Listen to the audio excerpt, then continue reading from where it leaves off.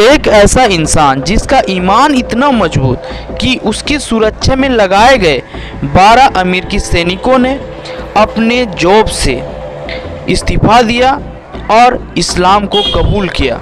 नमस्कार दोस्तों, मैं आपका दोस्त शाहिद।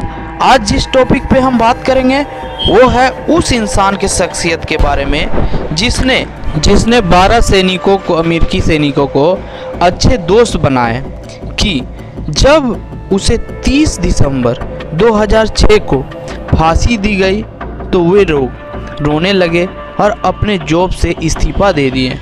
उस दिलेर शख्सियत के बारे में आज हम बात करेंगे कि क्यों उसे फांसी दी गई और उसे क्यों तानाशाह कहा गया, जिस बारे में हम आज इसे समझेंगे और जानेंगे।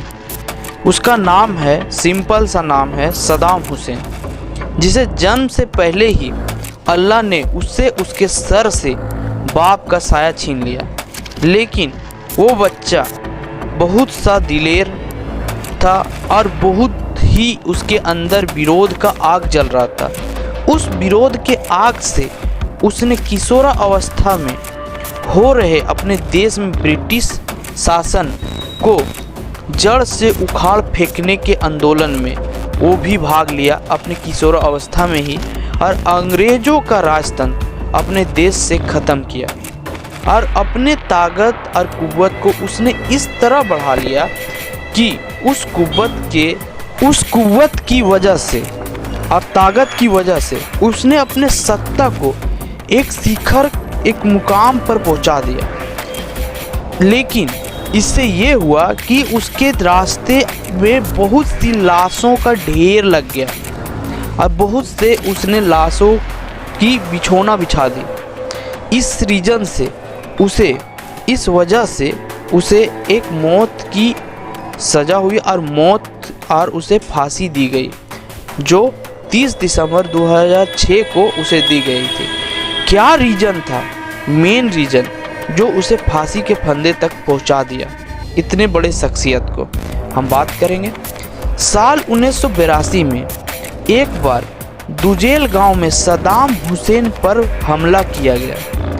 इस हमला के कारण उसके जवाब में सद्दाम हुसैन ने वहां के 148 शियाओं का हत्या करवा दी। फिर दूसरा रीज़न ये है कि 1980 में सद्दाम ने खराब स्वास्थ्य को घोषित कर दिया अपने जो प्राइम मिनिस्टर थे जनरल ब्राक को, और उससे इस्तीफा मांगने के लिए मजबूर कर दिया। और जब वो इस्तीफा दे दिए तो उसके जगह पे वो खुद ही राष्ट्रपति बन बैठे।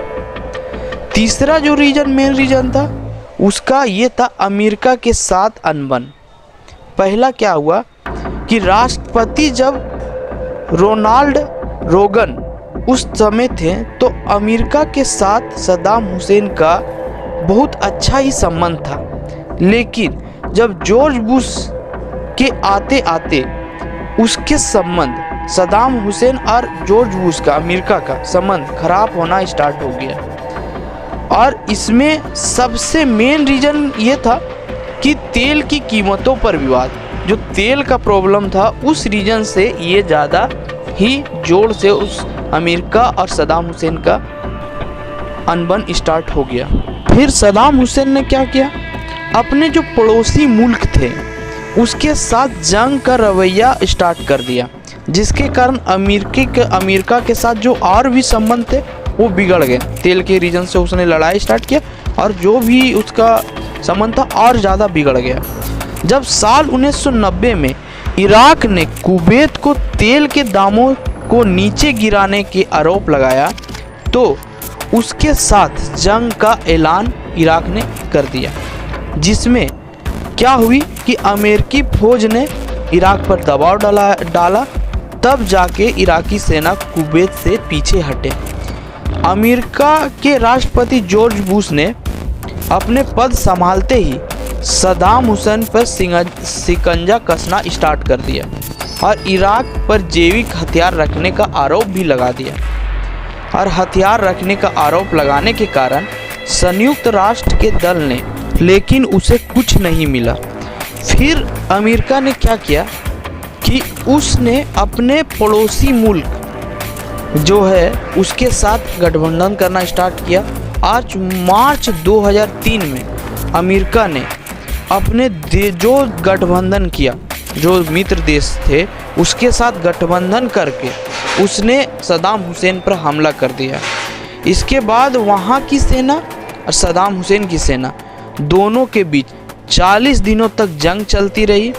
आखिरकार अमेरिका ने मित्र जो देश थे उसके, जिसके साथ संगठन बनाए थे, उन सभी के साथ मिल के उसने उस चीज़ सद्दाम हुसैन पर फतह हासिल की और उसे गिरफ्तार कर लिया 2003 को। सद्दाम हुसैन को 13 दिसंबर 2003 को अमेरिका ने गिरफ्तार करके उस पर कार्रवाई करना स्टार्ट कर दी। उस पर कई सारे इल्ज़ाम लगाया गया कोर्ट पे और उसको लेकिन जो मेन कोर्ट का रीज़न था जिसे उसे फांसी दिया गया, उसे 148 सियाओं की हत्या के मामले में उसे सजाए मौत दी गई, जिसे 30 दिसंबर 2006 को उसे फांसी दे दिया गया और उस मर्द मुजाहिद को शहीद कर दिया गया। Thank you watching this video.